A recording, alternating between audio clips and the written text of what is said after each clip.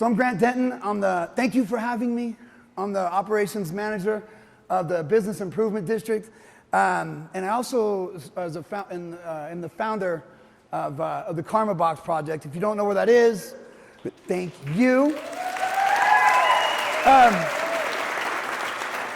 It's a grassroots community initiative where the community builds boxes, the community paints the boxes, we stick them places, and then we put things in them like non-perishable foods, socks, toiletries, things that those in need or most vulnerable could probably be in need of, and just walk by a box and take it out.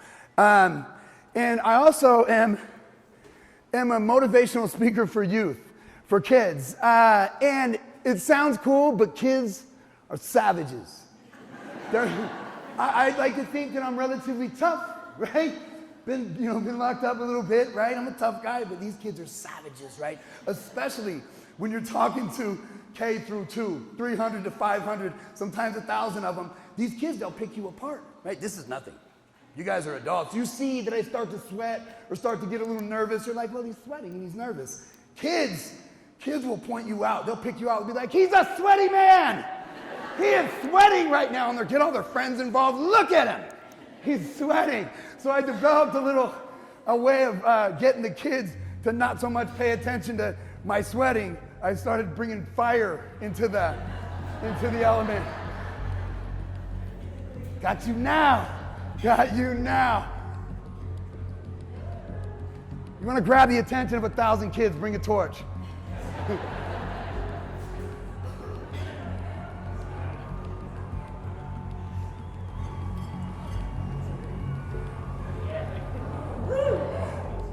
I didn't learn how to breathe fire for kids. Between 21 to 24, I was an entertainer on the Las Vegas Strip, worked in nightclubs, and I was like, that'd be brilliant, right? to bring it to the schools, and kids really lose their crap when they see fire. They're like, what the? Another part of my resume is that from 2004, somewhere in there, to about December 14th, December 28th, 2014, I was addicted to heroin and meth, and the later portion of that, I spent homeless. I was able to climb out. The story's not so much about climbing. This particular story, this speech, I'm going to talk about. I was able to climb out and have a unique opportunity where I work with the homeless, addicted, and mentally ill. And I wouldn't change it for anything, and I'll tell you why. We get a unique perspective to see the human condition at its realest, right?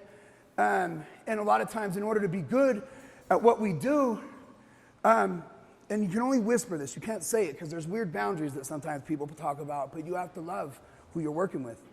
Or you have to love people, and when you love people, sometimes when they fail, well, every time they fail, a little bit of you hurts, right? So it's a tough gig, and it can kind of wear on you, right? And then every once in a while, we meet a Randy. I want to introduce you guys to Randy. Now, Randy's one of our population. He's somebody that you would, do I even need this? Yes. Yeah, oh, he's somebody that you would see on the streets. Randy, Randy would have a long beard, and you couldn't recognize, he was unrecognizable behind it. He was severely mentally ill, schizophrenic. Randy, when you would see him, would either be yelling at a light pole, cussing at it, the meanest, just cussing a light pole out, or just yelling into the air, or crying, the most desperate cry you've ever heard. And I don't know if you've ever heard it, the only thing I can relate it to would be a mother that just lost her child, right? The most desperate, sad cry, a cry that would make you want to cry. And Randy's thing was that Randy wouldn't take his meds. Randy refused to take his meds, but then one day somebody talked to Randy. I was like, Randy, why don't you take your meds? And it wasn't about actually taking the pills, it was because he didn't like swallowing pills. So they were like, well, can I put it in your chocolate milk? And so every morning, once we got him into the shelter, because Randy didn't like people too much, but we were able to get him into the shelter. Once we got him into the shelter, the crew would come over and they would crush up his meds, and they would put it in his chocolate milk, and Randy would drink his chocolate milk, and Randy started to stabilize. And at one point, my friend Pat got him a makeover. Shaved his beard, right? Put him in some new clothes, and it's crazy is the clothes that they put him in changed the way he walked. There was like, they put him in a suit, and Randy's went from this to just walking, like that suit was wearing him. Do you know what I mean? And it changed the way he walked in his face. We were like, dude, you look like Sean Penn, bro. We started calling him Sean Penn. And so one day, I pull up to the shelter, and Randy's standing outside, and Randy had a thing where he would just pace back and forth like this, and then I'd pull up, and I'm like, what's up, Sean? What's happening, Sean Penn? And he was like, hey, what's up, Grant? And he like walked towards me, and he was like, and I'm like, how's everything going, bro? And he patted me on the chest. He was like, I want this. He patted me, I was like, what, you want muscles? Come on, man, I'm taking you to the gym tomorrow. So the next day, I came to the shelter, loaded him up, got him, started driving to the gym, and on the way driving to the gym, Randy, he was still doing the angry thing, right? But not as loud. He would still have these moments, and he's in the car in the passenger seat, and I don't want to say anything, right? But it was kind of scary because he would get really angry and get angry over here, and then he would start laughing hysterically right after. I'm like, what the fuck is going on? I don't want to like look phased, I just want to be normal. I'm like, what is going on over there? And it happened like 3 times on the way to the gym. And then we get to the gym, and after he would do a set, and look how committed he is to that, just getting it, right? After he would do a set, he would kind of do it again, where he would get angry, and then laugh hysterically. And so when we got in the car and we're leaving, he started to do it. And I'm like, Randy, bro, you've got to tell me, dude, what is going on? And he's like, well, I hear things, right? I hear voices saying things. And I was like, what are they saying? He's like, I don't want to talk about it. So I didn't press on him. And I'm like, well, then why do you start laughing hysterically like that? What's so funny? And what he told me is when he gets, these voices start taking over, what Randy does is Randy thinks of a funny part of a movie, right? And he acts it out in his head. And I'm like, what part of the, and so as he would laugh, I'd be like, what part of the movie? And he was talking, and then one time he was like, in the Three Amigos, man, where they're riding the horses and they're super hot. Remember that in the Three Amigos? And the one guy gets one drop, and then Chevy Chase or whatever gets dirt, right? And then the last one just smashes the water and throws the thing over.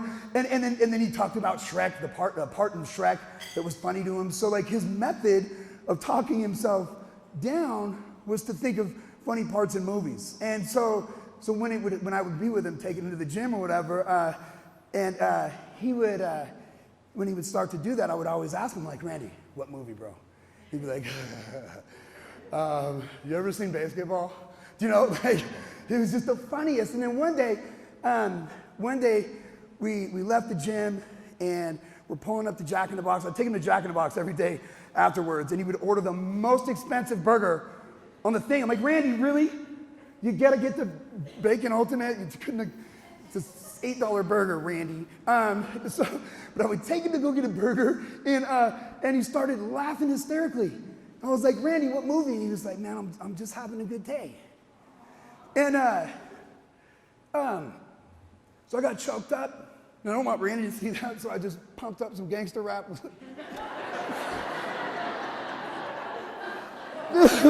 It was heavy.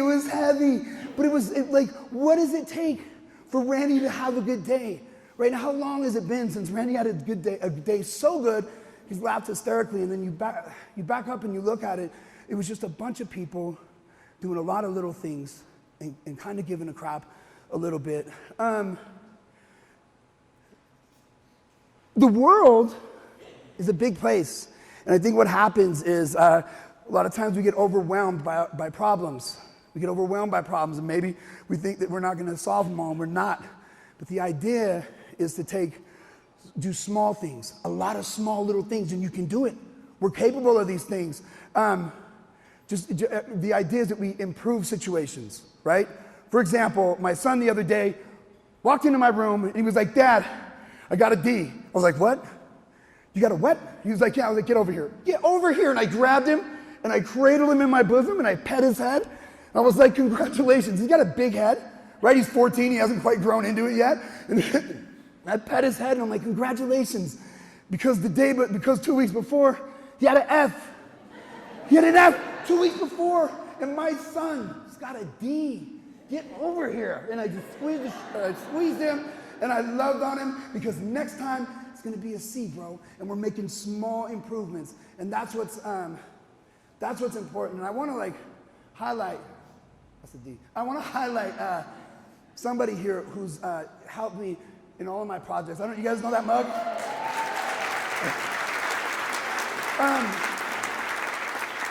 It's never you. If you ever see anybody with tattoos on their knuckles that say self-made, they're full of crap. Nobody's self-made. It takes a bunch of us. It takes a team. Carrie's really helped out in a big way. We've done a suicide prevention projects. He works with vets.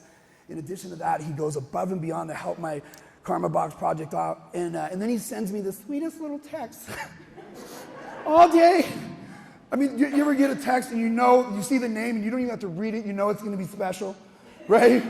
I see Carrie's name and I'm like, my guy. If I'm around people, I sometimes won't open it. I'll just save it for later. But Carrie really goes above me on. I want to thank him for helping. He's a really big deal.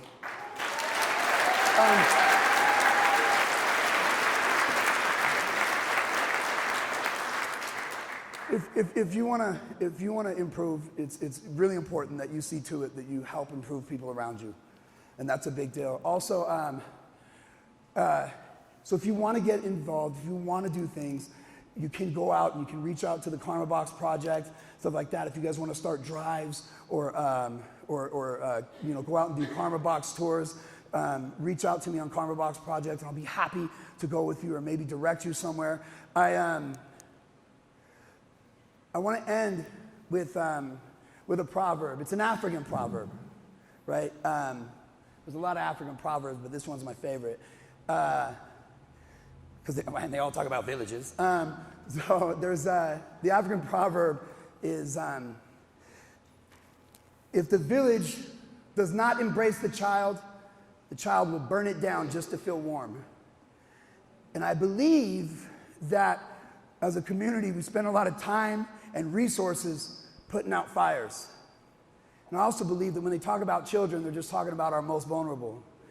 And I think that if we spend more time directed towards our most vulnerable, and embracing them, maybe we wouldn't have to put out so many fires.